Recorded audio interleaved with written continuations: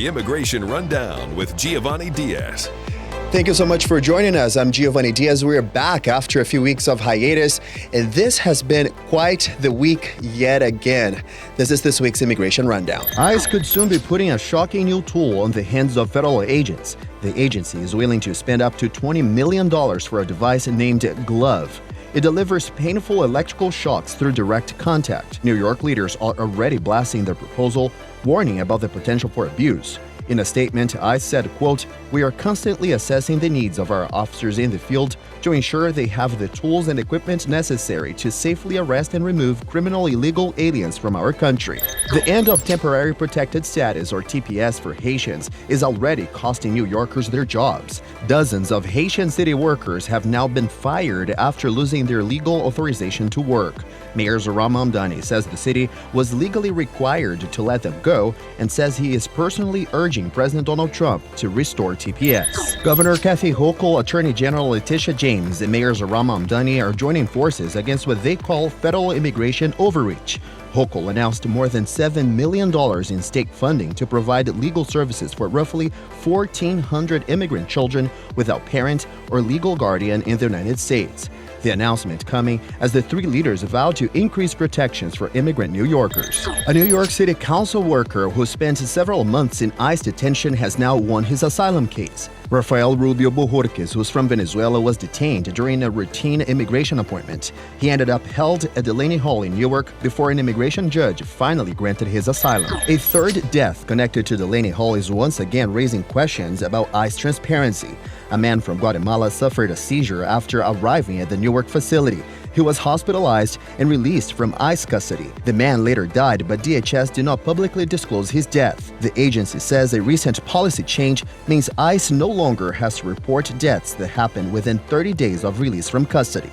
And for the past 2 years, ICE has been at the center of public scrutiny and debate for multiple reasons. Images of encounters with officers have been all over social media, as you probably have seen, causing both backlash but also support for the agency. So what exactly is going on with ICE? Today, we speak with Mr. Eric Bellier, who is a former federal agent and worked under both Democrat and Republican presidents. He's now retired. Thank you so much for joining us. Thank you for having me. All right, so you spent 25 years inside ICE. When you look at the agency today, what is the biggest difference between the ICE that you knew when you worked there and the ICE that Americans are seeing right now? I think the biggest difference is, and I mean this sincerely with regards to what the American population is seeing, is the use of masks. And that is a very visual connotation to law enforcement. In my time, it was restricted to pretty much tactical teams and active undercover agents only.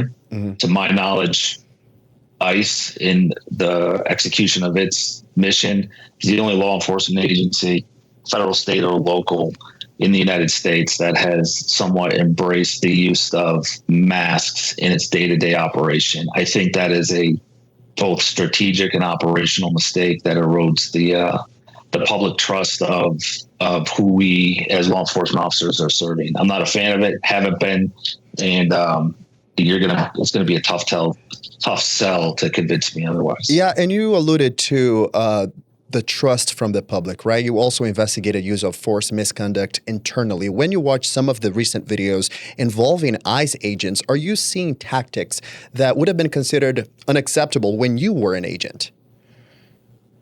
Without question. And I struggle a bit because I want the agency to succeed. I want the men and women who execute that mission to be safe. But I feel as if the leadership within ICE has not embraced any sort of meaningful policy changes or training changes that would put their men and women in a position for success. And what you're seeing is more of the same when you rewind the clock and look at what happened a year and a half ago to where we are in the summer of 2026. There's really no substantive difference. There's been no meaningful change. It's just more of the same. And I think when you don't enact policies and training and oversight that meet and serve the needs of the general public you're setting your own men and women and agents and officers up for failure. You dedicated a lot of your life to this organization, to this agency. How does it make you feel when you look back upon your own journey and compare to what's going on right now with the agency? It's tough. There's no question about it. I do think that speaking out when you're principled in your beliefs and you're grounded in your experience is a good thing. Me being critical of how the agency is executing its duties does not diminish the respect I have for the men and women that are out there trying their best to execute that mission. Mm-hmm. So, it's nuanced in how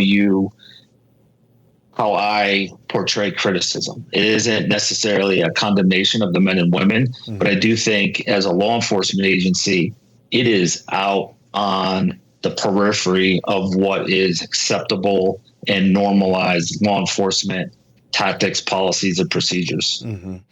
Speaking of procedures, ICE just recently announced that they are considering to use glove devices. You probably have seen the conversation about this on social media. It has been everywhere. So basically those devices, they can deliver electric shock. What do you make of that?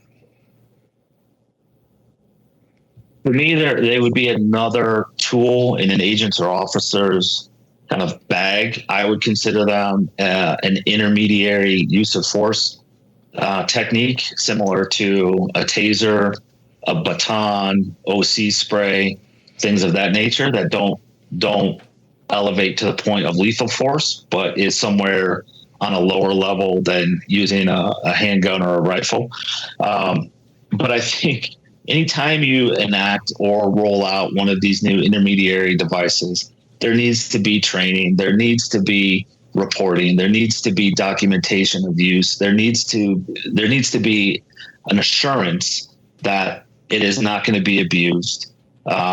Anything that's designed to deliver an electric shock, and the biggest thing I can equate it to is the taser. Mm-hmm. Those are trained, they are recorded. Agents and officers are instructed on when and how to use them, when it's safe, when it's not, things of that nature. Yeah. Mm-hmm. When you look at employing a glove, and I don't know the specifics as to the voltage, wattage, or if they can be ratcheted up or brought down from the shock that they deliver. Mm-hmm. There's potential for misuse. There's potential for unintended consequences. And what I mean by that is, are you going to use them on elderly people? Like, do you know if someone has high blood pressure, pacemaker, things that can have unintended consequences if an electronic shock at any voltage is delivered? So to me, I think it's they're getting a little ahead of their skis on how to deploy those effectively, efficiently, and safely. I would encourage them, if anybody in ICE leadership is listening, let's get the body cameras rolled out first and foremost, like a normal police department or sheriff's office or federal agency around the country. Let's get those out first, and then we can worry about the Star Wars gloves. Yeah, I still wanted to kind of build upon that, because ICE has described the glove as a de-escalation tool. Do you think that a device designated to inflict pain onto someone could be considered a de-escalation tool at this point? As a tool, no. I think as I would classify it as an intermediary use of force mm-hmm. option, similar to a taser, OC spray, a baton. I am not aware of any sort of de-escalation device that is out there. There's lethal force, and then there's less lethal force. And in my opinion, these gloves would be categorized as an intermediary use of force device, somewhere between officer presence and lethal force. When you look back upon your career, 25 years, can you recall a moment when advice like this would have been helpful? Absolutely. I remember when we were issued oleoresin capsicum spray, which is essentially pepper spray, mm-hmm. and how to use that, and how to use it effectively, how to use it efficiently. how to report its use, and how to not abuse it. So you're not, cops are notoriously, there's a lot of pranks and stuff that go on in departments around the country. So using it responsibly, I think, is something that requires supervision, requires oversight, requires training, requires a mature workforce that understands the gravity of the authority that they're given. Mm-hmm. And I struggle a bit with what I see in how ICE and its officers are conducting themselves, in what I would consider fairly routine enforcement operations. Mm-hmm. And I think introducing another device that could potentially harm or have unintended consequences to the population is something that needs to be taken seriously, and especially from the oversight perspective. Mm-hmm. And also, speaking of oversight, immigration enforcement often involves people who are not really accused of any violent crimes. It's always about that interaction, kind of heated interaction with law enforcement at that time when that enforcement happens.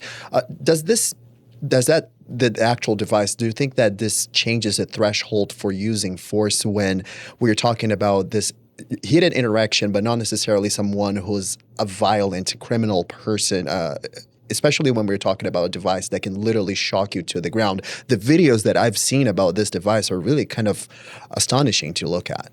If it becomes part of the normal routine use, then that is extremely problematic.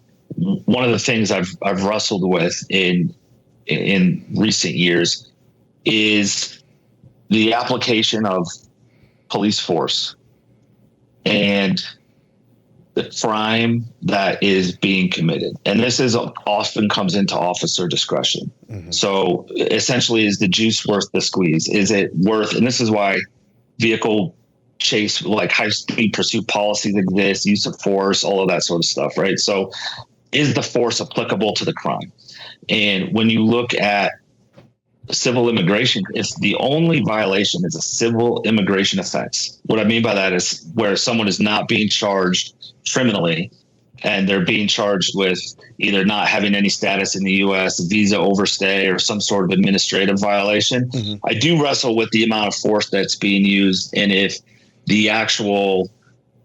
that actual force is creating a greater danger to the general public in the vicinity of where that action is taking place, mm-hmm. than the actual violation itself. So do you think that makes sense? Yeah, it totally makes sense to me. So do you think that the agency has now been focusing on things that are not necessarily the correct or most appropriate way, the most appropriate things to be focused on? Do you think that there is the immigration crackdown that we are seeing right now is a little bit more aggressive than it's supposed to be when it comes, because you just alluded to the crimes, they are not violent crimes, they're civil violations basically. So now it's kind of too much of an aggressive approach for something that doesn't require that to be so.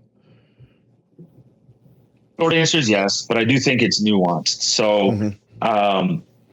To be completely fair in this, the use of an immigration detainer mm-hmm. and the encounter of someone who's been charged with a criminal offense at the state or county level, and the ability for that sheriff's department to turn that person over to ICE, I am supportive of that. I do think that is a way to go, as long as, again, it is not abused by the agency and it is delivered fairly and across the board, across every jurisdiction.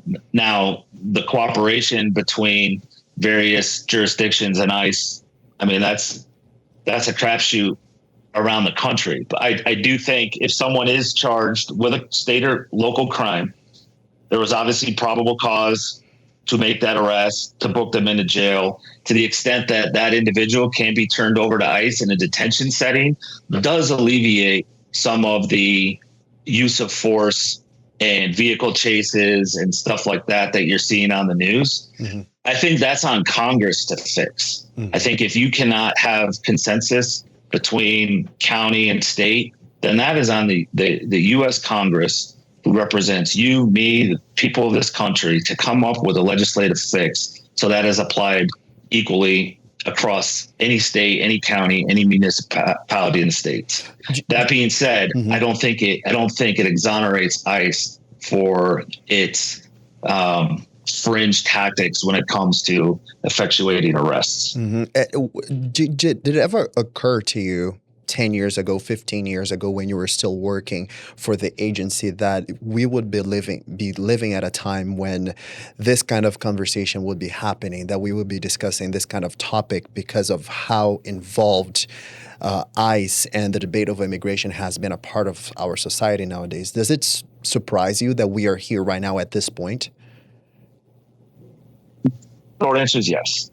Immigration has always been somewhat of a political football. What I will say is that from 1999, when I started out in the U.S. Border Patrol, until 2024, when I retired from the Office of Professional Responsibility within ICE, there has been a pretty large systematic shift in the approach to immigration enforcement. Immigration enforcement between 99 and even the mid 20s, 2020, was largely based on violent offenders, smuggling organizations that were responsible for the cross-border movement of and the exploitation of humans from anywhere in the world into the United States. And what I see now, and there was always a sense of discretion that agents and officers could apply in whatever situation they were in. So encountering anything from juveniles to primary care, parents that, single parents that had a kid, elderly people, sick or infirm people, injured, things like that.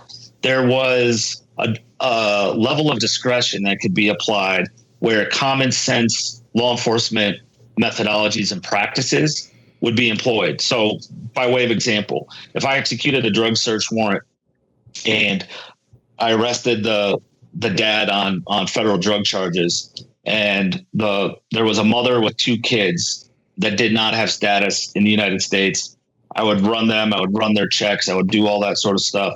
But in all likelihood, I'm not taking them into custody. I'm not booking them. They could be given a notice to appear at a later date and put in proceedings and things like that. But not everybody need to be taken into custody. And I think when you're seeing the rise in deaths in custody and things like that, it is largely because the discretion and responsible and common sense approach to some of these situations has been removed from the responding officers and agents. And they are mandated to essentially take anybody and everybody into custody, regardless of the situation that they're in. It's just a matter of do they have status in the country or not? If not, then they're booked. And I think that's the wrong approach. So then basically, correct me if I'm wrong, you think that perhaps we were safer and more humane back then than we are right now. Generally speaking, yes. I think the approach now has gotten to the point where there's such just the name of ICE. The reaction from the general public is visceral on either side. You are either a strong supporter or you are categorically against, and there's really nothing in between. And I think that divisiveness and the erosion of the trust that the general American public has in its law enforcement is problematic. I would have never thought, sitting here in 2026, when I started out in 1999, that this would be where we are. And I just think it's bad. There are no winners in this, categorically. Nobody comes out ahead. Eric, we need to take a quick break. When we come back, we are talking about the controversial Delaney Hall facility in Newark. Stay with us. We'll be right back.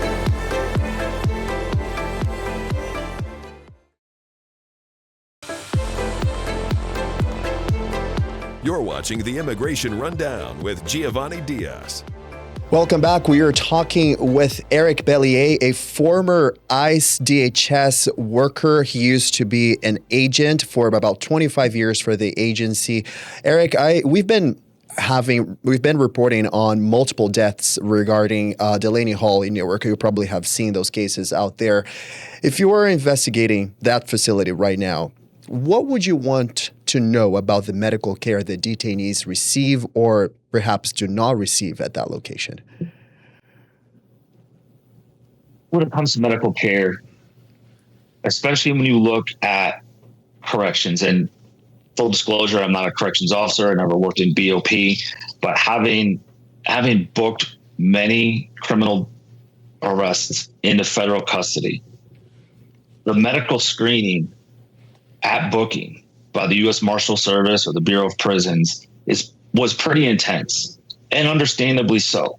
So if we were booking a human smuggling arrest and they had asthma or they had some sort of communicable disease or an injury, a lot of times they were refused from the facility because of the standard of care or the lack of medical care that particular facility could provide. So then we were given the option for what was called an alternative to detention, or ATD. And a lot of times that was through the courts or the Marshal Service and things like that. So they wanted to make sure that anybody that entered that facility was not a health risk to themselves. Mm-hmm. And what I see here, and granted, I don't know firsthand the full medical screening that goes on with every immigration arrest that's booked into a facility like Dilley in Texas or Delaney in Jersey. I would question if it makes sense to accept incoming arrests or detainees that have medical conditions. I know the one you're talking about, I believe was diabetic.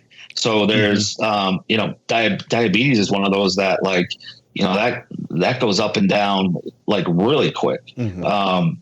So if I'm looking at it from an oversight perspective, I want to know the number of medical staff that are in the facility full time on a 24-hour clock. I want to know the doctor staff, the pharmaceutical situation, how fast they can get medicine. Do they have essentially, most of these are not trauma centers. So if someone codes and either has a heart attack or a stroke or something like that, they're taken off campus to an actual hospital. Yeah. Like, what's the drive time? What's the response time? How does that work? Do they have the staffing to make sure that, anybody that does that, is not introducing another risk to the detained population. Mm-hmm. So I think these are things that the general public and congressional oversight should have access to and understand. And, when you look at other law enforcement models, every sheriff's department around the country has a county jail. There's thousands of state prisons, probably hundreds, if not thousands, of federal correctional facilities at different levels. Immigration and how people are booked and the reasons that they're booked should be really no different. Mm-hmm. I understand the law, and I understand that, immigration is a little bit of a nuanced carve out in U.S. code. But at the same time, when it comes to the human aspect and what makes responsible sense, and I understand if someone's either on a terrorist watch list or a child rapist or things like that, those factors may mm-hmm. be considered, right? But mm-hmm. for what we're talking about, nonviolent offenders, nobody that poses a flight risk, people that have connections to the community, kids, work, school, whatever it may be, mm-hmm. I think those things need to be and should be considered when making these detention determinations. Mm-hmm. In my 25 years, those were considerations that were factored in when making a determination whether to issue somebody a notice to appear or actually go through the whole process of booking them into detention. So first and foremost, we are there to protect life. That's one of law enforcement's main objectives and missions: protect life. And I think you touched on a very specific point that I actually want to build upon. Last week, we reported extensively on the death of the gentleman you just alluded to, 41-year-old Edwin Lopez Cornejo. He had been at Delaney Hall for quite some time. His family said he had diabetes and had a medical emergency. He was transported to a hospital in New Jersey, and then he later died. That death was not initially reported by DHS, but rather was confirmed later on. Thing is, a few days later, DHS Secretary Marquin Mullen spoke with our News Nation, the network that we are connected to, that the man, quote, died at the hospital but not in custody. And he defended DHS's change regarding how and when they report deaths of detainees. From an accountability point of view, do you think that this is appropriate? I think without question, just based on the facts that you just provided, that would be a death in custody issue. Like trying to split the hairs on, he actually passed away at the hospital versus the facility. I mean, like no other law enforcement agency does that. If BOP has to rush someone to the hospital and they die or pass away, that's reported. If like I live in Douglas County, Colorado, if someone dies, had to be transported or medevac from the county jail and died on the way, that would be reported. Like I don't understand why DHS and ICE is trying to be different in how or divert from generally widely accepted law enforcement principles and these things. And again, I think it further erodes the trust that the general public has in the department. And my professional opinion is DHS is suffering from a massive credibility problem. We are running out of time. I do have one final question for you, which is a question that I've asked elected officials, I've asked advocates, I've asked folks who have been detained and released. This is my go-to question for everyone who has something to say about what's going on in this country when it comes to immigration. Do you think that ICE should be abolished? I think the functionality that ICE serves is paramount to public safety, national security, and is essential to a functioning government. What I will say is that, and I did write about this, is that when there is no other model in federal law enforcement when you look at how ICE is structured and how CBP is structured. So U.S. Customs and Border Protection, U.S. Immigration and Customs Enforcement, they essentially share Title 8, which is immigration enforcement, and Title 19, which is U.S. Customs law. Yeah, I think there should be a hard look from the legislative branch and the Congress as to if it makes strategic, operational, and fiscal sense to have two massive bureaucracies that essentially share the same authorities and the same functions when it comes to border security and immigration law. So I think the functionality within ICE needs to exist. I question whether or not the current structure is actually doing its job as it was intended to do when it was created from the Homeland Security Act of 2002. I really hope, and I mean this sincerely, is that the general population sees essentially the worst of what the agency ends up doing in the furtherance of its mission. So they need to completely overhaul training. They need to completely overhaul tactics. I know it's going to take a tremendous amount of time, energy, and deliberate actions to rebuild the trust that the American population has in law enforcement writ large, but specifically with ICE. And I do hope that the agency takes some proactive steps to do that. Because again, like there's men and women that I know that are some of the most extraordinary individuals on the planet that want to do the right thing. And unfortunately, their hands are being tied by the direction and guidance from the current leadership. Eric Bellier, I so appreciate your time. I'm sure we're going to talk again. This was a great conversation. Thank you so much for your time. Thank you. All right, and thank you so much for your time. I'm Giovanni Diaz, and I'll see you here once again for the Immigration Rundown next week.